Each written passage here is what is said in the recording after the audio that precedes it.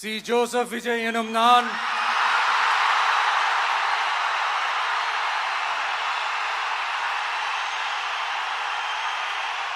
C Joseph Vijay ಎನುಂ ನಾನ್ ಹೀಗಂತ ಭಾಷಣ ಶುರು ಮಾಡ್ತಾ ಸಿನಿಮಾ ಸ್ಟೈಲಲ್ಲಿ ಸಖತ್ ಗತ್ತಾಗಿ ಪ್ರಮಾಣ ವಚನ ಸ್ವೀಕರಿಸಿದಂಥ ವಿಜಯನ ಯಾರೂ ಮರೆಯೋಕ್ಕೆ ಸಾಧ್ಯ ಇಲ್ಲ. ಯಾರಿಗೆ ತಾನೇ ನೆನಪಿರಲ್ಲ ಹೇಳಿ ಅದು. ಪ್ರಮಾಣ ವಚನ ಸ್ವೀಕರಿಸ್ತಾ ಭಾಷಣ ಶುರು ಮಾಡ್ತಾ ಇದ್ದಂಗೆ ಸಾವಿರಾರು ಜನ ಜೋರಾಗಿ ಚಪ್ಪಾಳೆ ತಟ್ತಾರೆ.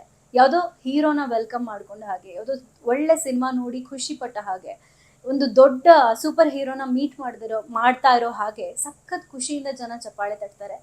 ಯಾವ ಪ್ರಮಾಣ ವಚನ ಕಾರ್ಯಕ್ರಮದಲ್ಲೂ ಕೂಡ ಈ ರೀತಿಯಾದ ಒಂದು ಎಕ್ಸಾಂಪಲ್ನ ನೋಡೋಕೆ ಸಾಧ್ಯ ಇಲ್ಲ. ಅದು ವಿಜಯ್ಗಿರುವಂತಹ ಫ್ಯಾನ್ ಬೇಸ್ ಅಂತಾನೆ ಹೇಳ್ಬೋದು. ವಿಜಯ್ ಸಾಕಷ್ಟು ಅಭಿಮಾನಿ ಬಳಗನ ಹೊಂದಿದ್ದಂಥ ನಟರಾಗಿ ಸಾಕಷ್ಟು ಸಾಧನೆಯನ್ನ ಮಾಡಿದ್ರು, ಸಾಕಷ್ಟು ಅಭಿಮಾನಿ ಬಳಗನ ಹೊಂದಿದ್ರು, ಸಿನಿಮಾದಲ್ಲಿ ಸಾಕಷ್ಟು ಮಿಂಚಿದ್ರು. ಆದರೆ ರಾಜಕೀಯವಾಗಿ ಎಂಟ್ರಿ ಕೊಟ್ಟ ನಂತರ ಅಷ್ಟೇ ಈ ಹೀರೋಯಿಸಮ್ ಇಲ್ಲಿ ವರ್ಕ್ ಆಗುತ್ತಾ ಅನ್ನೋದು ಸಾಕಷ್ಟು ಜನರಿಗಿದ್ದಂಥ ಪ್ರಶ್ನೆ. ಇದೇ ಮಾತನ್ನ ಇಟ್ಕೊಂಡು ವಿರೋಧ ಪಕ್ಷಗಳು ಕೂಡ ಸಿಕ್ಕಾಬಟ್ಟೆ ಟೀಕೆಯನ್ನ ಮಾಡ್ತವೆ.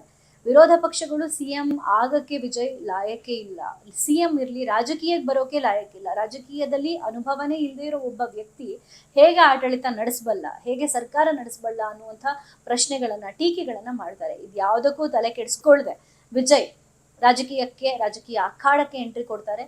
ತಮಿಳುನಾಡಿನಲ್ಲಿ ಮೊದಲಿನಿಂದಲೂ ಅಣ್ಣ DMK ಮತ್ತು DMK ಎರಡೇ ಪಕ್ಷಗಳು ಆಡಳಿತ ನಡೆಸ್ಕೊಂಡು ಬಂದಿದ್ದು. ಸುಮಾರು ವರ್ಷಗಳ ಕಾಲ ಈ ಎರಡು ಪ್ರಬಲ ಪಕ್ಷಗಳಿರ್ತವೆ. ಆದರೆ ಸಡನ್ ಆಗಿ ಬಂದಂಥ ವಿಜಯ್ ಅಖಾಡಕ್ಕೆ ಎಂಟ್ರಿ ಕೊಟ್ಟು CM ಆಗ್ತಾರೆ ಅಂದರೆ ಅದು ಸುಲಭದ ಮಾತೇ ಅಲ್ಲ. ಅಫ್ಕೋರ್ಸ್ ಅವರ ಫ್ಯಾನ್ ಬೇಸ್ ಇದಕ್ಕೆ ಒಂದು ಮೂಲಕ ಕಾಂಟ್ರಿಬ್ಯೂಷನ್ ಮಾಡಿದೆ ಅಂತಾನೆ ಹೇಳಿದ್ರೆ ತಪ್ಪಾಗಲ್ಲ. ಅವ್ರ ಫ್ಯಾನ್ ಬೇಸ್ ಕೂಡ ಕಾರಣ, ಅವ್ರಿಗೆ ಅಷ್ಟರ ಮಟ್ಟಿಗೆ ಓಟ್ ಬಿದ್ದು ಅವರು CM ಆಗೋದಕ್ಕೆ. ಅದಲ್ಲದೇನು ವಿಜಯ್ ಮಾಡಿರುವಂಥ ಪ್ರಾಮಿಸಸ್ಗಳು ಕೂಡ ಒಂದು ಮೇಜರ್ ಅಟ್ರಾಕ್ಷನ್ ಆಯಿತು ಜನಕ್ಕೆ ಅಂತಾನೆ ಹೇಳಬಹುದು. ಅಷ್ಟರ ಮಟ್ಟಿಗೆ ಅವರು ತಮ್ಮ ಫ್ಯಾನ್ ಬೇಸ್ನ ಕಂಟ್ರೋಲ್ಗೆ ತಗೊಂಡು ಹೋಲ್ಡ್ಗೆ ತಗೊಂಡು ಯಾವ ರೀತಿ ಜನನ ಸೆಳೀಬಹುದು, ಯಾವ ರೀತಿ ನನ್ನ ಕಡೆಗೆ ಜನನ ಫೋಕಸ್ ತಗೊಳ್ಬಹುದು ಅನ್ನುವಂಥ ನಿಟ್ಟಿನಲ್ಲಿ ವಿಜಯ್ ಸಿಕ್ಕಾಬಟ್ಟೆ ಚೆನ್ನಾಗಿ ಅದನ್ನು ವರ್ಕ್ ಮಾಡ್ಕೊಂಡಿದ್ದಾರೆ. ಅದನ್ನ ಇಲ್ಲಿ ಗಮನಿಸಲೇಬೇಕು. ಹಾಗಿದ್ರೆ ವಿಜಯ್ ಮಾಡಿರೋ ಎಲ್ಲ ಪ್ರಾಮಿಸಸ್ಗಳು ಸಕ್ಸಸ್ಫುಲ್ ಆದ್ವಾ? ಇವತ್ತಿಗೆ 103ನೇ ದಿನ ವಿಜಯ್ CM ಆಗಿ ಬಹುತೇಕ 100 ದಿನಗಳನ್ನ ಕಂಪ್ಲೀಟ್ ಮಾಡಿರುವಂಥ CM ವಿಜಯ್ ಅವರ ಸಾಧನೆಗಳೇನು, ಅವರ ಸರ್ಕಾರದ ಸಾಧನೆಗಳೇನು, ಅವರ ಪಕ್ಷನ ತಂದ ನಂತರ ವಿಜಯ್ ಸಫಲರಾದ್ರ ಅವರ ಪ್ರಾಮಿಸಸ್ಗಳನ್ನ ಉಳಿಸ್ಕೊಳ್ಳುವಲ್ಲಿ ಅಂತ ನೋಡ್ತಾ ಹೋಗೋದಾದ್ರೆ ಮೊದಲಿಗೆ ಅವ್ರು ಮಾಡಿರೋ ಪ್ರಾಮಿಸ್ಗಳೇನೇನು ಅಂತ ನೋಡ್ಕೊಂಡು ಬರೋಣ. ಅವ್ರು ಮೊದಲಿಗೆ CM ಆಗೋಕ್ಕೂ ಮುಂಚೆ ಈ ಥರದ ಪ್ರಾಮಿಸ್ಗಳನ್ನ ಮಾಡಿದ್ರು. ಅದೇನಂದ್ರೆ ಪ್ರತಿ ಮನೆಯಲ್ಲಿ ಇರುವಂಥ ಹೆಣ್ಣು ಮಕ್ಕಳಿಗೆ ಮದುವೆ ಟೈಮಿಗೆ ಬಂದಾಗ ಚಿನ್ನ ಕೊಡ್ತೀನಿ ಅಂತ ಹೇಳಿದ್ರು. ಮತ್ತೆ ಮನೆ ಇಲ್ಲದ ಜನರಿಗೆ ಮನೆ ಕಲ್ಪಿಸಿ ಕೊಡುವಂಥ ಭಾಗ್ಯ, ರೈತರಿಗೆ ಸಾಲ ಮನ್ನಾ ಮಾಡೋದು, ಪ್ರತಿ ಮನೆಗೆ ಲ್ಯಾಪ್ಟಾಪ್ ಬೈಸಿಕಲ್ನ ಉಚಿತವಾಗಿ ಕೊಡೋದು, ಉಚಿತ ವಿದ್ಯುತ್ ಕೊಡೋದು, ಯುವಕರಿಗೆ ಉದ್ಯೋಗಾವಕಾಶ ಸೃಷ್ಟಿ ಮಾಡೋದು, ಕೈಗಾರಿಕೆಗಳನ್ನು ಸ್ಥಾಪನೆ ಮಾಡೋದು, ತಮಿಳುನಾಡಿನ ಹೂಡಿಕೆಗಳ ಮೇಲೆ ಹೆಚ್ಚಿನ ಗಮನ ಹರಿಸೋದು, ಮತ್ತೆ ಮಹಿಳೆಯರ ಸುರಕ್ಷತೆ ಬಗ್ಗೆ, ಮಹಿಳೆಯರ ಇಂಡಿಪೆಂಡೆನ್ಸಿ ಬಗ್ಗೆ ವರ್ಕ್ ಮಾಡೋದು, ಇದೆಲ್ಲದರ ಬಗ್ಗೆ ಸಾಕಷ್ಟು ಪ್ರಾಮಿಸಸ್ನ ಮಾಡಿದ್ರು. ಇದರಲ್ಲಿ ಎಷ್ಟು ಮಟ್ಟಿಗೆ ವರ್ಕ್ ಆಗಿದೆ ಅಂತ ನೋಡೋದಾದ್ರೆ ಅಫ್ಕೋರ್ಸ್ ಪ್ರತಿ ಮನೆಗೆ ಬೈಸಿಕಲ್ ಮತ್ತೆ ಲ್ಯಾಪ್ಟಾಪ್ ಅನ್ನ ವಿತರಿಸಿದೀವಿ ಅಂತ ವಿಜಯ್ ಸರ್ಕಾರ ಹೇಳ್ಕೊಂಡಿದೆ. ಅದರ ಜೊತೆಗೆ ಡ್ರಗ್ಸ್ ಮತ್ತು ಮದ್ಯ ಮುಕ್ತ ಸರ್ಕಾರವನ್ನ ಮಾಡಬೇಕು ಅನ್ನೋದು ವಿಜಯ್ ಕನಸಾಗಿತ್ತು. ಅದನ್ನ ಕೂಡ ಜಾರಿಗೆ ತಂದಿದ್ದಾರೆ. ಮೊದಲನೇ ವಾರದಲ್ಲೇ ವಿಜಯ್ ಆಡಳಿತಕ್ಕೆ ಬಂದಂತ ಮೊದಲನೇ ವಾರದಲ್ಲೇ ಶಾಲಾ ಕಾಲೇಜು ಸುತ್ತಮುತ್ತ ಯಾವುದೇ ಬಾರ್ ಇದ್ರು, ಯಾವುದೇ ಮದ್ಯದ ಅಂಗಡಿ ಇದ್ರು ಅದನ್ನ ತೆರವು ಮಾಡಬೇಕು ಅನ್ನುವಂಥ ಆದೇಶವನ್ನ ಹೊರಡಿಸ್ತಾರೆ. ಡ್ರಗ್ಸ್ ಮುಕ್ತ ಮಾಡಬೇಕು ತಮಿಳುನಾಡನ್ನಂತ ಹೊರಡ್ತಾರೆ. ಇದು ಕೂಡ ಒಂದು ಮಹತ್ವದ ಹೆಜ್ಜೆ ಅಂತಾನೆ ಹೇಳ್ಬೋದು. ಅದರ ಜೊತೆಗೆ ಮಹಿಳೆಯರಿಗೆ ಒತ್ತು ಕೊಡೋದು, ಮಹಿಳೆಯ ಸುರಕ್ಷತೆಗೆ ಒತ್ತು ಕೊಡೋದು. ಮೊದಲಿನಿಂದಲೂ ತಮಿಳುನಾಡು ಸರ್ಕಾರ ಮಹಿಳೆಯರಿಗೆ ಹೆಚ್ಚಿನ ಒತ್ತನ್ನು ಕೊಟ್ಕೊಂಡು ಬಂದಿದೆ. ಮಹಿಳೆಯರ ಸುರಕ್ಷತೆ ಬಗ್ಗೆ ಹೆಚ್ಚಿನ ಫೋಕಸ್ ಅನ್ನು ಕೊಟ್ಕೊಂಡು ಬಂದಿದೆ. ಈ ಯಾವುದೇ ಸರ್ಕಾರ ಇರಲಿ ತಮಿಳುನಾಡಿನಲ್ಲಿ ಮೊದಲಿನಿಂದಲೂ ಅವರ ಆದ್ಯತೆ ಮಹಿಳೆಯರ ಸುರಕ್ಷತೆ ಅಂತಾನೆ ಹೇಳ್ಬೋದು. ಈ ವಿಷಯದಲ್ಲಿ ಅಪ್ರಿಷಿಯೇಟ್ ಮಾಡಲೇಬೇಕು. ಎಷ್ಟೋ ವರ್ಷಗಳ ಮುಂಚೆನೆ ತಮಿಳುನಾಡಿನಲ್ಲಿ ಫ್ರೀ ಟಿಕೆಟ್ ಇತ್ತು ಮಹಿಳೆಯರಿಗೆ. ಸೊ ಅದನ್ನ ವಿಜಯ್ ಕಂಟಿನ್ಯೂ ಮಾಡ್ಕೊಂಡು ಬಂದಿದ್ದಾರೆ. ಮಹಿಳೆಯರ ಸುರಕ್ಷತೆ ಬಗ್ಗೆ ಹೆಚ್ಚಿನ ಫೋಕಸ್ ಮಾಡಿದ್ದಾರೆ. ಅವರ ಸೇಫ್ಟಿಗೋಸ್ಕರ ಹಲವಾರು ಹೆಲ್ಪ್ ಲೈನ್ಗಳನ್ನ ಸ್ಥಾಪನೆ ಮಾಡಿದ್ದಾರೆ. ಅದರ ಜೊತೆಗೆ ಪ್ರತಿ ಮನೆಗೆ ಬೈಸಿಕಲ್ ಲ್ಯಾಪ್ಟಾಪ್ಗಳನ್ನ ಕೊಡ್ತಾ ಬಂದಿದ್ದಾರೆ. ಇನ್ನೊಂದು ಮೇಜರ್ ಆಸ್ಪೆಕ್ಟ್ ಅಂದ್ರೆ ರೈತರ ಸಾಲ ಮನ್ನಾ ಮಾಡಿರೋದು. ಇದು ಕೂಡ ಜಾರಿಗೆ ಬಂದಿದೆ, ಸಕ್ಸಸ್ಫುಲಿ ವರ್ಕ್ ಆಗಿದೆ. ಆದ್ರೆ ಉದ್ಯೋಗಾವಕಾಶ ಅಂತ ಏನ್ ಹೇಳಿದ್ರು, ಯುವಕರಿಗೆ ಉದ್ಯೋಗಾವಕಾಶ ಅಂತ, ಅದು ಎಷ್ಟು ಮಟ್ಟಿಗೆ ವರ್ಕ್ ಆಗಿದೆ ಅದಿನ್ನೂ ಕಾದ್ ನೋಡ್ಬೇಕಾಗಿದೆ. ಯಾಕಂದ್ರೆ ಉದ್ಯೋಗಾವಕಾಶ ಸೃಷ್ಟಿ ಮಾಡಬೇಕು ಅಂದ್ರೆ ಒಂದು ವರ್ಡಿಕ್ಟ್ ಪಾಸ್ ಮಾಡಬೇಕು ಅಂದ್ರೆ ಸುಮಾರು ದಿನಗಳ ಕಾಲ ಟೈಮ್ ಹಿಡಿಯುತ್ತೆ. ಅದು ತುಂಬಾ ಶಾರ್ಟ್ ಪೀರಿಯಡ್, 100 ದಿನ ತುಂಬಾ ಶಾರ್ಟ್ ಪೀರಿಯಡ್ ಅಂತಾನೆ ಹೇಳ್ಬೋದು ಅದನ್ನ ಜಡ್ಜ್ ಮಾಡಕ್ಕೆ. ಹೀಗಾಗಿನೇ ಅವರು ಹೂಡಿಕೆಗಳ ಮೇಲೂ ಕೂಡ ಫೋಕಸ್ ಮಾಡಿರೋದು. ಹೂಡಿಕೆ ವಿಷಯದಲ್ಲಿ ತಮಿಳುನಾಡನ್ನ ಹೆಚ್ಚು ಮುಂದಕ್ಕೆ ತರಬೇಕು ಅನ್ನೋದು ವಿಜಯ್ ಪ್ರಾಮಿಸ್ಗಳಲ್ಲಿ ಒಂದಾಗಿತ್ತು. ಬರೀ ಕಲ್ಯಾಣ ಮಾತ್ರ ಅಲ್ಲ, ಸುಧಾರಣೆ ಮಾತ್ರ ಅಲ್ಲ, ತಮಿಳುನಾಡಲ್ಲಿ ಹೂಡಿಕೆಯನ್ನು ತರಬೇಕು ಅನ್ನೋದು ವಿಜಯ್ ಫೋಕಸ್ ಆಗಿತ್ತು. ಈಗಾಗಲೇ ಸುಮಾರು 1,00,000 ಕೋಟಿ ಹೂಡಿಕೆಯ ಕಮಿಟ್ಮೆಂಟ್ಗಳು ತಮಿಳುನಾಡು ಸರ್ಕಾರವನ್ನ ಮುಟ್ಟಿವಿ ಅಂತೆ. ಅದರಲ್ಲಿ ಯಾವುದು ಬೆಸ್ಟ್ ಅನ್ನೋದನ್ನ ತಮಿಳುನಾಡು ಸರ್ಕಾರ ಚೂಸ್ ಮಾಡಬೇಕಾಗಿದೆ. ಅಂದ್ರೆ ವಿಜಯ್ ಸರ್ಕಾರ ಚೂಸ್ ಮಾಡುತ್ತೆ. ಈಗ 1,00,000 ಕೋಟಿ ಹೂಡಿಕೆ ಅಂದ್ರೆ ಹೂಡಿಕೆ ಯಾಕೆ ಮಾಡಬೇಕು ಅಂತ ನೋಡೋದಾದ್ರೆ, ಈಗ ಒಂದು ಸರ್ಕಾರ ಹೂಡಿಕೆ ಮಾಡುತ್ತೆ, ಇನ್ವೆಸ್ಟ್ಮೆಂಟ್ ಮಾಡುತ್ತೆ ಅಂದ್ರೆ ಅದರಲ್ಲಿ ಮೇಜರ್ ಇಂಟೆನ್ಷನ್ ಏನಿರುತ್ತೆ, ಯುವಕರಿಗೆ ಉದ್ಯೋಗಾವಕಾಶ ಸಿಗುತ್ತೆ ಅಂತ.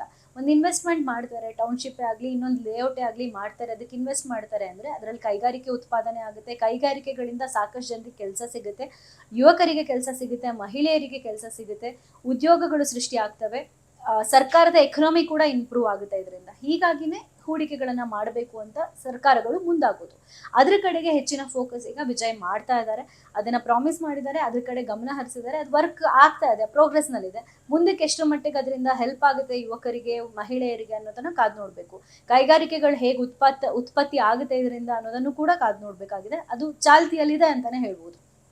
ಇನ್ನೊಂದು ಮೇಜರ್ ಸ್ಟೆಪ್ ಅಂತಾನೆ ಹೇಳ್ಬೋದು, ಅಸೆಂಬ್ಲಿ ಆಗುತ್ತಲ್ಲ, ರಾಜ್ಯದ ಅಸೆಂಬ್ಲಿ ಆಗೋದನ್ನ ನೇರವಾಗಿ ಜನ ನೋಡ್ಬೇಕು. ಅಂದ್ರೆ ಏನೇನ್ ಚರ್ಚೆ ಆಗುತ್ತೆ ಅಸೆಂಬ್ಲಿಯಲ್ಲಿ ಅದು ಜನರಿಗೆ ತಲುಪಬೇಕು ಅನ್ನೋ ಉದ್ದೇಶದಿಂದ ಲೈವ್ ಸ್ಟ್ರೀಮ್ ಅನ್ನ ಶುರು ಮಾಡಬೇಕು, ಅದು ಲೈವ್ ಆಗಿ ಟೆಲಿಕಾಸ್ಟ್ ಆಗಬೇಕು ಅಂತ ವಿಜಯ್ ಶುರು ಮಾಡ್ಕೊಂಡಿದ್ದಾರೆ. ಅದು ತುಂಬಾ ಮೇಜರ್ ಸ್ಟೆಪ್. ಅಸೆಂಬ್ಲಿಯಲ್ಲಿ ರಾಜಕೀಯವಾಗಿ ಏನೇ ಚರ್ಚೆ ಆದ್ರೂ ಅದು ಟ್ರಾನ್ಸ್ಪರೆಂಟ್ ಆಗೇ ಇರಬೇಕು.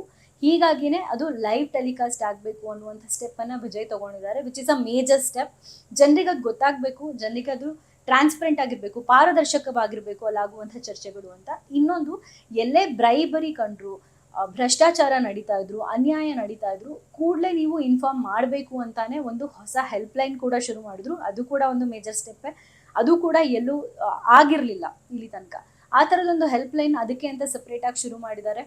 ಅದರ ಜೊತೆಗೆ ದೇವಾಲಯಗಳ ಆಡಳಿತ ಏನಿರುತ್ತೆ, ದೇವಸ್ಥಾನಗಳ ಲೆಕ್ಕ ಏನಿರುತ್ತೆ ಅಥವಾ ಅವುಗಳ ಸ್ವತ್ತು, ಅವುಗಳೆಲ್ಲವನ್ನು ಡಿಜಿಟಲೈಸ್ ಮಾಡಬೇಕು ಅಂತ ಆದೇಶವನ್ನ ಹೊರಡಿಸಿದ್ದಾರೆ. ಅದು ಕೂಡ ಒಂದು ಮೇಜರ್ ಸ್ಟೆಪ್. ಅಲ್ಲಿ ಏನೇ ಲೆಕ್ಕ ಇದ್ರೂ ದೇವಸ್ಥಾನಗಳದ್ದು ಅದೆಲ್ಲ ಕೂಡ ದಾಖಲಾಗಿರ್ಬೇಕು, ಡಿಜಿಟಲಿ ಅದು ರೆಕಾರ್ಡಲ್ಲಿ ಇರಬೇಕು. ಈ ಆದೇಶಗಳನ್ನ ನೋಡ್ತಾ ಇದ್ರೆ, ಈ ರೀತಿಯಾದ ಹೊಸ ಹೊಸ ಪ್ರಯೋಗಗಳನ್ನ, ಎಕ್ಸ್ಪೆರಿಮೆಂಟ್ಗಳನ್ನ ನೋಡ್ತಾ ಇದ್ರೆ, ನೋ ಡೌಟ್ ವಿಜಯ್ 5 ವರ್ಷ ಸಕ್ಸಸ್ಫುಲ್ ಆಗಿ ಕಂಪ್ಲೀಟ್ ಮಾಡೋದು ಅಂತ ಜನ ಎಲ್ಲ ಮಾತಾಡ್ತಾ ಇದ್ದಾರೆ. ಅಂದ್ರೆ ಅವರ ಫ್ಯಾನ್ಸ್ ಆಗಿರ್ಬೋದು, ತಮಿಳುನಾಡಿನ ಜನ ಆಗಿರ್ಬೋದು, ಈವನ್ ಇನ್ ಕರ್ನಾಟಕ ಜನ ವಿಜಯ್ ಆಡಳಿತನ, ವಿಜಯ್ ನಡವಳಿಕೆಯನ್ನ, ವಿಜಯ್ ಸಿಎಂ ಆಗಿ ತೆಗೆದುಕೊಳ್ಳುವಂತ ನಿರ್ಧಾರಗಳನ್ನ ಅಪ್ರಿಶಿಯೇಟ್ ಮಾಡ್ತಾ ಇದ್ದಾರೆ.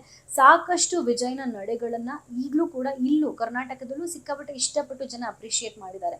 ಅಂದ್ರೆ ಆಗ್ಲೇ ಹೇಳಿದ ಹಾಗೆ ಸ್ಕೂಲ್ ಸುತ್ತಮುತ್ತ ಇರುವಂತಹ ಬಾರ್ಗಳನ್ನ ಕ್ಲೋಸ್ ಮಾಡಿಸಿದಾಗಿರ್ಬೋದು, ಮದ್ಯದ ಅಂಗಡಿಗಳನ್ನ ತೆರವು ಮಾಡಿಸಿದಾಗಿರ್ಬೋದು, ಮೇಜರ್ ಮೂವ್ ಈ ಥರ ಯಾರೂ ಮಾಡಿರಲಿಲ್ಲ. ಅದು ಆಡಳಿತಕ್ಕೆ ಬಂದು ಕೆಲವೇ ದಿನಗಳಲ್ಲಿ ಇದನ್ನು ಮಾಡಿಬಿಟ್ರು ಅಂತ ಸಿಕ್ಕಾಪಟ್ಟೆ ಜನ ಹಾಡಿ ಹೊಗಳಿದ್ರು ವಿಜಯ್ನ. ಹೌದು, ಸ್ಟಾರ್ಟಿಂಗ್ನಲ್ಲಿ ಆ ಪ್ರಾಮಿಸ್ ಮಾಡಿದ್ರು, ಅದೇ ಜೋಶ್ 5 ವರ್ಷ ಇರುತ್ತಾ ಕಾದು ನೋಡಬೇಕು. 5 ವರ್ಷ ತನಕ ಅದೆಲ್ಲದನ್ನು ನಿಭಾಯಿಸ್ಕೊಂಡು ಹೋಗ್ತಾರ? ಮೊದಲಿಗೆ ಮಾಡೋದು ಈಸಿ, ಹೋಗ್ತಾ ಹೋಗ್ತಾ 5 ವರ್ಷದ ತನಕನೂ ಅಷ್ಟೇ ಆ ಎಕಾನಮಿ ಬ್ಯಾಲೆನ್ಸ್ ಮಾಡ್ತಾ. ಎಲ್ರಿಗೂ ಚಿನ್ನ ಕೊಡೋದು ಈಸಿ ಅಲ್ಲ. ಪ್ರತಿ ಮನೆಗೆ ಒಂದು ಹೆಣ್ಮಗಳಿಗೆ ಮದುವೆ ಟೈಮ್ನಲ್ಲಿ ಚಿನ್ನ ಕೊಡ್ತೀನಿ ಅಂತ ಪ್ರಾಮಿಸ್ ಮಾಡಿದ್ದಾರೆ. ಲ್ಯಾಪ್ಟಾಪು, ಬೈಸಿಕಲ್ಲು, ಇದನ್ನೆಲ್ಲ ಎಷ್ಟು ವರ್ಷಗಳ ಕಾಲ ಮಾಡ್ತಾರೆ? ಸುಲಭ ಇದೆಯಾ ಇದು? ಇದೆಲ್ಲ ಚಾಲೆಂಜಸ್ ಇದೆ. ಅದ್ರ ಜೊತೆಗೆ ಇನ್ನ ಮೇಜರ್ ಚಾಲೆಂಜ್ ಅಂದರೆ ವಿಜಯ್ ಸರ್ಕಾರಕ್ಕೆ ಇರೋದು ಕರೂರು ಕಾಳು ತುಳಿತ ಪ್ರಕರಣ ಏನಾಯಿತು, ಅದೊಂದು ಮೇಜರ್ ಟಾಸ್ಕ್ ಆಗಿ ವಿಜಯ್ ಸರ್ಕಾರ ಹ್ಯಾಂಡಲ್ ಮಾಡಬೇಕಾಗಿರೋದು. ಇನ್ನೊಂದು ಕಾವೇರಿ ನೀರಿನ ಹೋರಾಟ. ಕರ್ನಾಟಕ ಮತ್ತು ತಮಿಳುನಾಡು ಮಧ್ಯೆ ಇರುವಂಥ ಕಾನ್ಫ್ಲಿಕ್ಟ್, ಮೇಜರ್ ಕಾನ್ಫ್ಲಿಕ್ಟ್ ಇದು. ಅದನ್ನು ಹೇಗೆ ನಿಭಾಯಿಸ್ತಾರೆ, ಇದರಲ್ಲಿ ಅವರ ಡಿಸಿಷನ್ ಹೇಗಿರುತ್ತೆ, ಎಷ್ಟರ ಮಟ್ಟಿಗೆ ಅದು ಇಂಪ್ಯಾಕ್ಟ್ ಮಾಡುತ್ತೆ ತಮಿಳುನಾಡಿಗೆ ಜೊತೆಗೆ ಕರ್ನಾಟಕದ ಜನತೆಗೆ ಅನ್ನೋದನ್ನು ಕೂಡ ಕಾದು ನೋಡಬೇಕು. ಇದು ಕೂಡ ಒಂದು ಮೇಜರ್ ಚಾಲೆಂಜ್ ಅವರಿಗಿರೋದು.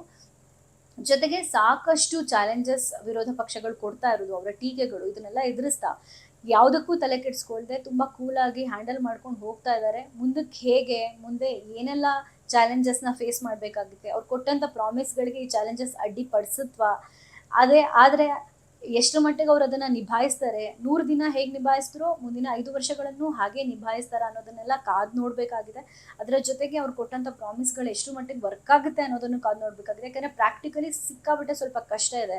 ಎಕನಾಮಿಕ್ ಹೊಡೆತ ಬೀಳುವಂಥ ಸಾಧ್ಯತೆ ಕೂಡ ಇದೆ. ಇದು ಚಿನ್ನ ಆಗಿರ್ಬೋದು, ಅದೇ ಪ್ರತಿ ಮನೆಗೆ ಸೈಕಲ್, ಲ್ಯಾಪ್ಟಾಪ್ ಕೊಡೋದಾಗಿರ್ಬೋದು, ಸಿಕ್ಕಾಪಟ್ಟೆ ಎಕನಾಮಿಕಲಿ ಚಾಲೆಂಜಿಂಗ್ ಇದೆ ಸರ್ಕಾರಕ್ಕೆ. ಅದು ಹೇಗೆ ನಿಭಾಯಿಸ್ತಾರೆ, ಇದರಲ್ಲಿ ಎಷ್ಟು ಸಕ್ಸಸ್ಫುಲ್ ಆಗ್ತಾರೆ, ಎಲ್ಲವನ್ನು ಕಾದು ನೋಡಬೇಕಾಗಿದೆ. ಇದಿಷ್ಟು ವಿಜಯ್ ಸರ್ಕಾರದ ಸದ್ಯದ ಚಾಲೆಂಜಸ್ಗಳು ಮತ್ತೆ ಅವರು ಸಕ್ಸಸ್ಫುಲ್ ಆಗಿ ಮಾಡಿರುವಂಥ ಕಾರ್ಯಗಳು. ಮುಂದೆ ಏನಾಗುತ್ತೆ ಕಾದ್ ನೋಡಬೇಕು. ಇದೇ ಥರದ ಇನ್ನೂ ಹಲವಾರು ಮಾಹಿತಿಗಳು ನಿಮಗೆ ಬೇಕಂದ್ರೆ News18 ಕನ್ನಡದ ಯೂಟ್ಯೂಬ್ ಚಾನಲನ್ನು ಸಬ್ಸ್ಕ್ರೈಬ್ ಮಾಡಿ, ಬೆಲ್ ಐಕಾನನ್ನು ಕ್ಲಿಕ್ ಮಾಡಿ. ಯಾವುದೇ ವಿಡಿಯೋಗಳು ನಿಮಗೆ ಮಿಸ್ ಆಗೋದಿಲ್ಲ. Thank you. ನಿರ್ಭೀತ, ನಿಷ್ಪಕ್ಷಪಾತ, ವಿಶ್ವಾಸಾರ್ಹ ಸುದ್ದಿಗಳಿಗೆ ಮತ್ತೊಂದು ಹೆಸರಾಗಿರುವಂತ News18 ಕನ್ನಡ ಈಗ ಆಪ್ನಲ್ಲೂ ಲಭ್ಯವಿದೆ. ದಯವಿಟ್ಟು ಇಲ್ಲಿರುವಂತ QR ಕೋಡ್ ಸ್ಕ್ಯಾನ್ ಮಾಡಿಕೊಂಡು ಆಪ್ ಡೌನ್ಲೋಡ್ ಮಾಡೋದಕ್ಕೆ ಮರಿಬೇಡಿ. ನಿಮ್ಮ ಬೆಂಬಲ ಹೀಗೆ ಸದಾ ನಮ್ಮೊಂದಿಗಿರಲಿ. ಧನ್ಯವಾದ.